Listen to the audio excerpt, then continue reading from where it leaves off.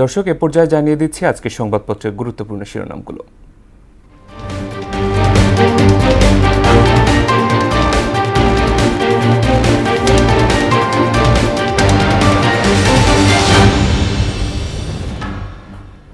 প্রথমেই প্রথম আলো। সংকট সমাধানে 2 সপ্তাহে কতটা সফল হবেন ট্রাম্প? পাল্টাপাল্টি হামলার মধ্যে আলোচনা। 10 বছরে 9,000-এর বেশি মানুষের মৃত্যু। জয়ের দিকে চোখ বাংলাদেশের। দৈনিক ইত্তেফাক।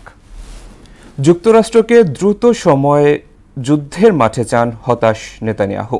ইরানের বিজ্ঞানীদের যেভাবে টার্গেট করে হত্যা করে ইসরায়েল। নিম্নমানের কাগজে পাঠ্যবই ছাপিয়েছে 28 ছাপাখানা।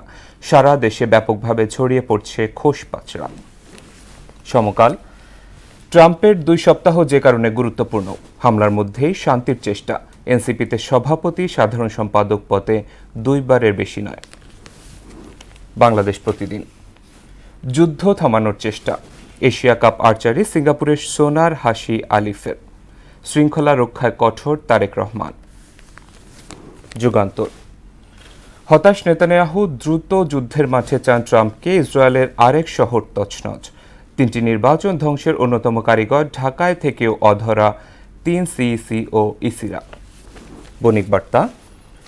অডিয়াস ও বিতর্কিত বিদেশি ঋণ অভিযোগ তুলে আপোষের পথে হাঁটছে অন্তর্বর্তী সরকার। ইউরোপীয় নেতাদের সঙ্গে আলোচনার মধ্যেই চলছে পাল্টাপাল্টি হামলা। সবশেষে the Daily Star. Negotiation start amid raging war, gov to scale back foreign loan reliance. দর্শক, এই ছিল সংবাদপত্রের গুরুত্বপূর্ণ শিরোনামগুলো।